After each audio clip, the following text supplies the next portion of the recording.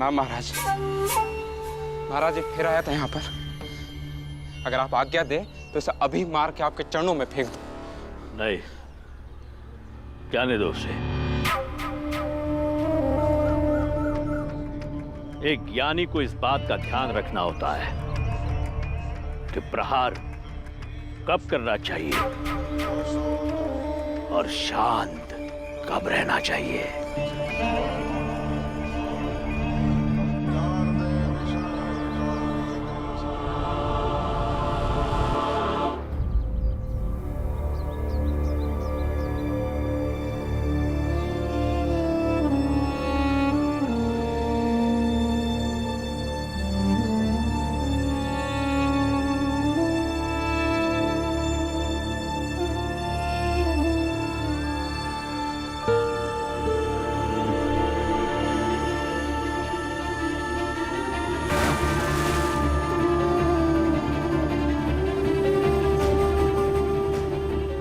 कक्षा से बात निकाल।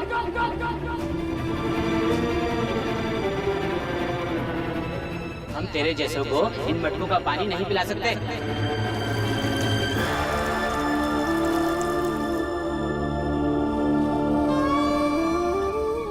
हम तुम्हारे बाल नहीं काट सकते। चलो चलो भागो यहाँ से।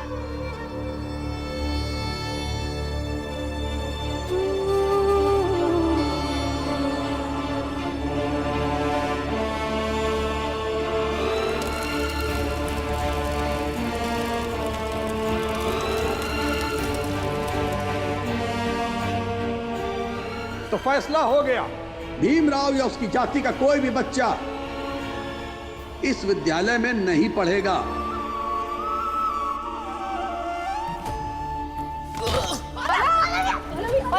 किसने किए? सर्वज्ञ महाराज और उनके साथ चल रहे वीर ने। जितने भी हमारे मोहल्ले में हमारे लिए कुएं थे ना, किसी ने मरे हुए जानवर डाल दिए उनमें। अब तो हमें खुलकर तंग करने लगे हैं।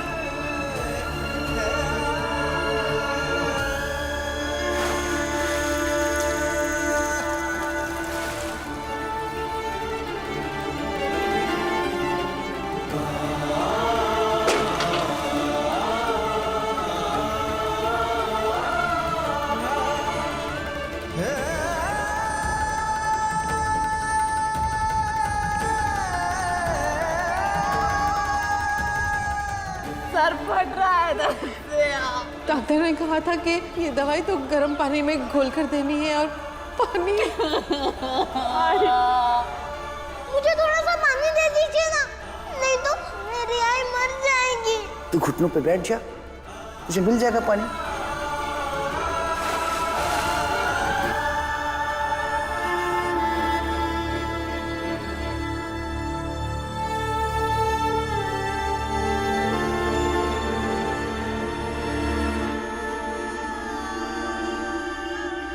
प्रशासन अपने सैनिक तभी भेजेगा जब उन्हें लगेगा कि किसी इलाके में दंगा होने वाला है या तनाव ज्यादा हो गया। हमें ऐसी परिस्थिति पैदा करनी होगी ताकि प्रशासन को लगे अगर हमने सातारा में सैनिक नहीं भेजे तो हालात बुरे हो सकते हैं। लेकिन ध्यान रहे, बस ये हालात प्रशासन को पनपते हुए दिखने चाहिए। असल में हमें किसी की जान माल का नुकसान नहीं करना है। अगर नुकसान हो भी गया तो क्या फर्क पड़ता है राम जी? वो लोग हमारी और आप लोगों की जिंदगी उजाड़ रहे हैं और बदले में हम उनके 2-4 लोगों को भी घायल ना करें। ये क्या बात हुई? ऐसी सीख तो नहीं चाहिए राम जी। नहीं कुलकर्णी, हमें ऐसा किसी भी हाल में नहीं करना। हम जो कह रहे हैं वो ध्यान से सुनो। कल सुबह तक सातारा के चप्पे चप्पे पर पुलिस जमा हो जाएगी और आपके कुएं सुरक्षित हो जाएंगे। और हालात सामान्य करने के लिए प्रशासन को दखल अंदाजी करनी ही पड़ेगी और तब जाके हम अपनी हक की बात कर सकते हैं, अपनी बात मनवा सकते हैं। पर इसके लिए हमें क्या करना चाहिए राम जी? मोहल्ले में जो ऊंची जाति के लोग हैं उनके घर के अगल बगल में आग लगा दो, लेकिन ऐसी आग लगाओ जो तुरंत बुझा दे, उनका ज्यादा नुकसान ना हो। लेकिन उन्हें ऐसा लगना चाहिए कि ये आग लगाकर हम भी उनका नुकसान कर सकते हैं।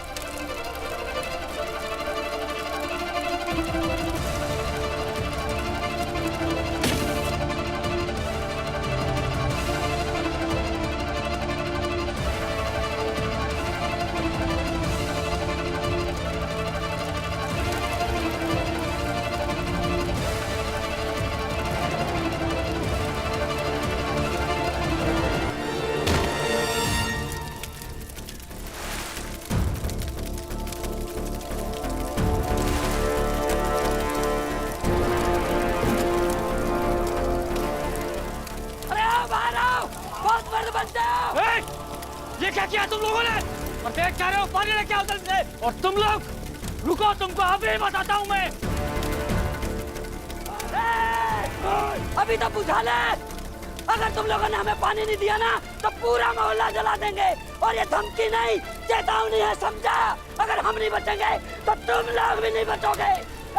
चलो चलो चलो चलो चलो।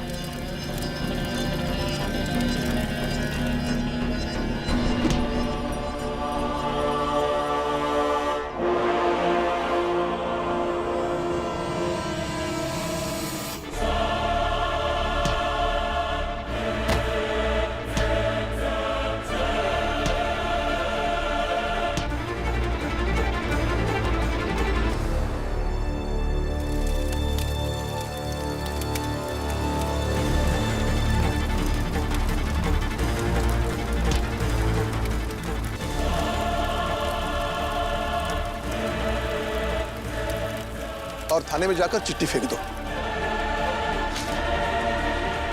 जिसमें लिखा होगा कल सुबह तक हम आपके मदद की उम्मीद करेंगे। अगर मदद नहीं मिली तो पूरे सातारा को जला देंगे। नमस्कार साहब। साहब, पूरे इलाके को अशांत बनाकर रखा है इन छोटी जात वालों ने। आप हमारी प्रशासनिक मदद कर दीजिए, बाकी इन लोगों के होश तो हम ठिकाने लगा ही देंगे साहब।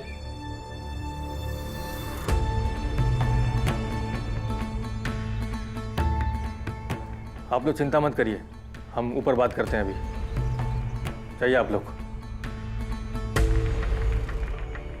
जी साहब, चलो।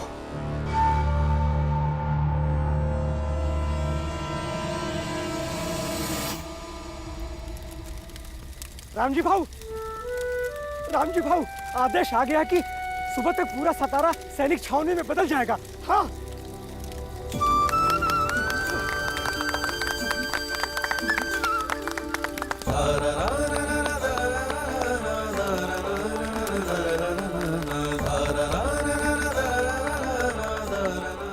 भीम बेटा,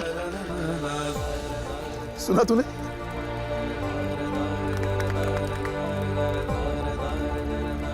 और तुम कहाँ चले गए थे? हाँ बाबा, मैंने सुना। अपने बड़ी जाति वाले लोगों को अपने तरीके से समझा दिया, लेकिन महाराज जी को भी समझाना जरूरी था। मैंने उनसे कह दिया कि जिन किताबों में न्याय, समानता, संवेदना ना हो, वैसी किताबों को पढ़ के वो हमारा जीवन तय नहीं करेंगे। और फिर लोग एक दिन ऐसी किताबों को पढ़ना ही छोड़ देंगे। जो किताबें मनुष्य को घृणा करना सिखाएगी, उन्हें बांटने का काम करेगी, वैसी किताबों को लोग पढ़ना ही छोड़ देंगे। और फिर एक नई किताब लिखी जाएगी जिसका नाम होगा मनुष्यता, जिसका आधार होगा भाईचारा। और फिर वो किताब सबसे ऊपर रहेगी। भीम, महाराज बहुत ताकतवर है और तू वहां अकेला। भीम, इस वक्त ये सब बातें करने की क्या जरूरत थी? जरूरत थी बाबा, नहीं तो उनके डर से हम लोग कमजोर पड़ जाते। और फिर आप ही तो कहते हैं ना कि डरे हुए व्यक्ति की हार निश्चित है।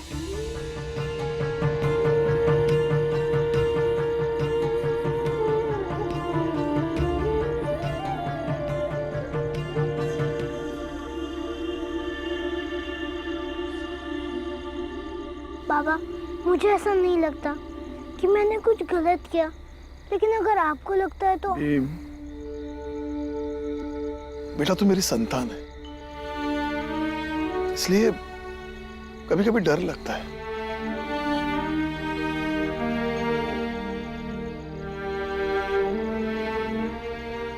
लेकिन जो हुआ उसे आज नहीं तो कल होना ही था।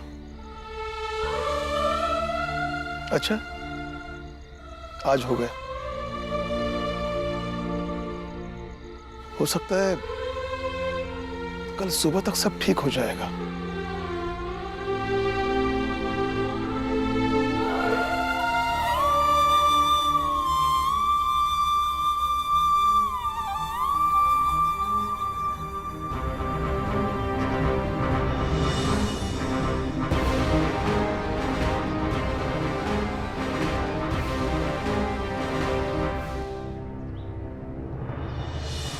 हाँ नीचे बंद अच्छे से। चेतन, हाँ तेरे से नहीं हो पाएगा। अरे पुरुषोत्तम, जा उसको सहायता कर, अकेले उससे नहीं हो पाएगा।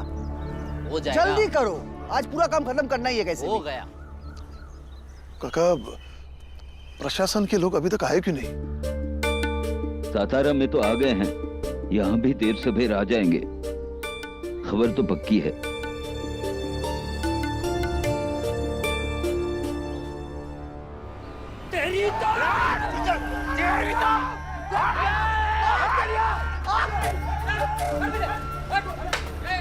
क्या हो रहा है ये सब?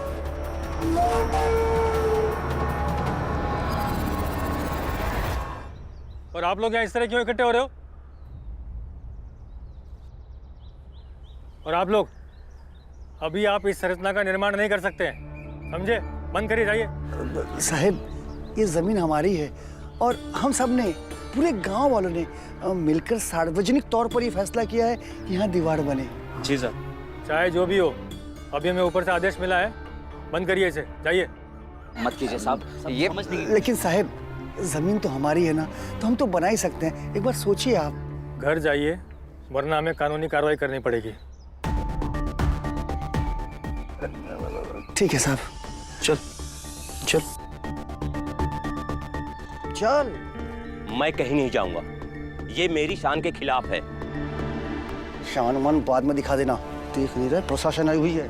चल इन्हें बाद में देख लेंगे, चल। मैं किसी के सामने नहीं झुकूंगा, चाहे प्रशासन हो चाहे जो भी हो। पकड़ो जरा इसे। अरे साहब, सब गलती हो गई तरफ से, हम माफी मांगते हैं सब, हम समझाते हैं उसे। बच्चे माफ है। आपको भी साथ ले चलें? साहब, हम दीवार का काम अभी बंद कर देते हैं। नहीं बनाएंगे साहब। साहब उसे छोड़ दीजिए, बीवी बच्चे वाला है, परिवार वाला है। ठीक है, छोड़ दो इसे। शांत होकर, शांत। जाइए। जी जाओ।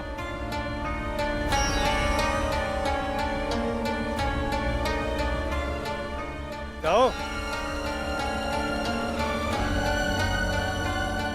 और आप लोग भी जाइए, शांति बना के रखो, काम करो अपना। चलो, अपने कुएं का पानी भी साफ हो गया होगा, सब चलकर पानी लेकर आते हैं। चलो।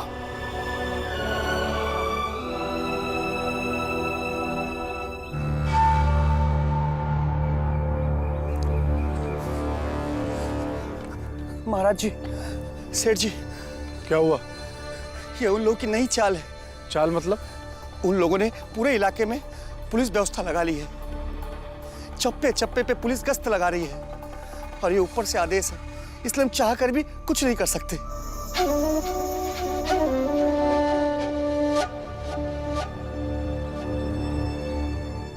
महाराज, सेठ जी, उधर देखिए।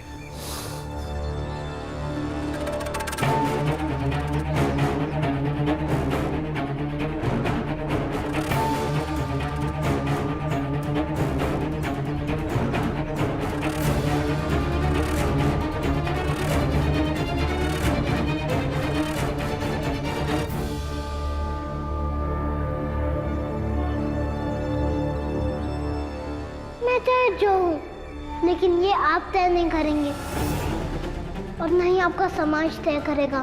फिर कौन तय करेगा? हम तय करेंगे।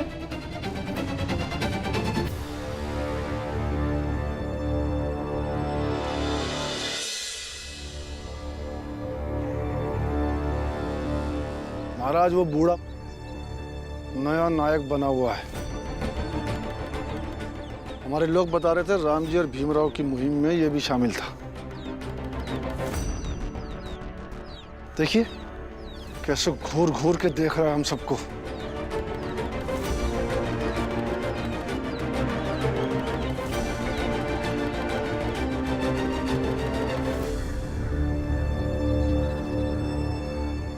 अब क्या करें महाराज, हम इन लोगों को सतारा से बाहर निकालने वाले थे, पर अब तो ऐसा लग रहा है ये लड़ाई हम हार जाएंगे। अगर इन लोगों से लड़ाई हम हार गए ना महाराज, जिंदगी भर अपने को हारा महसूस करेंगे। तो बदला लो उनसे। हाँ, किंतु उस राम जी और उसके बेटे को मत छेड़ना, क्योंकि फिर उन छोटी जाति वालों को संभालना बहुत मुश्किल हो जाएगा। किंतु उन लोगों के इस दुस्साहस के लिए हम उन्हें इस तरह से छोड़ भी नहीं सकते, इसीलिए उसको निशाना बनाओ जिसके जाने का असर भी हो और हमारा कुछ नुकसान भी ना हो। वो तीसरे नायक को मार डालो।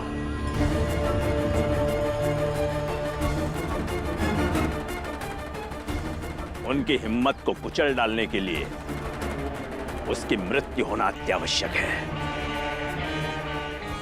ताकि उसके बाद वो सब लोग डर के अपने बिल में छुप जाएंगे।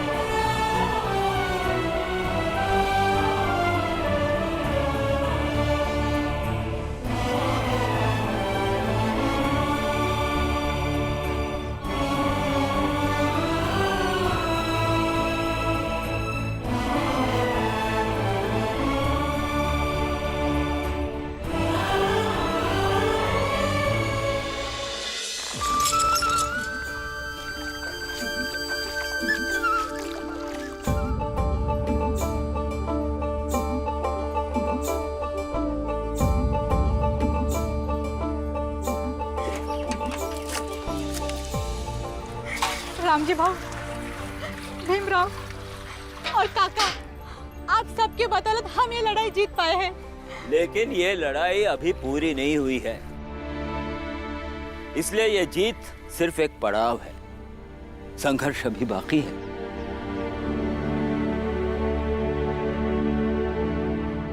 हमें और भी बहुत कुछ वर्तमान के लिए करना है और बहुत कुछ भविष्य के लिए भी करना है, क्योंकि ये पुलिस लोग कब तक रहेंगे? ये आज नहीं तो कल हटेंगे, फिर क्या होगा? इसलिए मैं कह रहा हूं कि उस पुलिस की जवान की जगह हम सब जवान बन जाते हैं और जो बोलता है उसे चुप कराते हैं।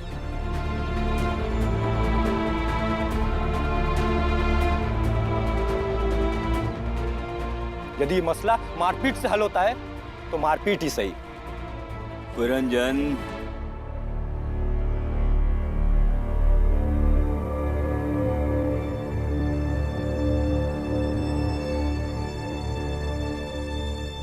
पुरंजन, ये पानी पियो और अपने मन को शांत करो।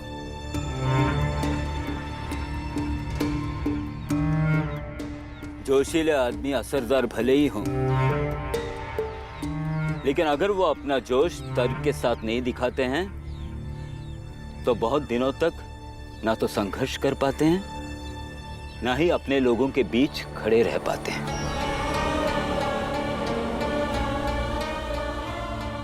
रिश्ते में तुम मेरे भतीजे लगते हो, इसी नाते चाचा की बात मान लो और गुस्सा थूक दो।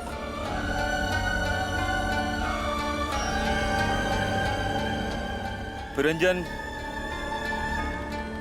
मेरी कोई औलाद नहीं है, इसीलिए मेरे बाद मेरा जो कुछ भी है सब कुछ तुम्हें संभालना है और वो जिम्मेदारियां भी पूरी करनी है जो इस वक्त हम लोगों ने अपने कंधों पर उठा ली हैं।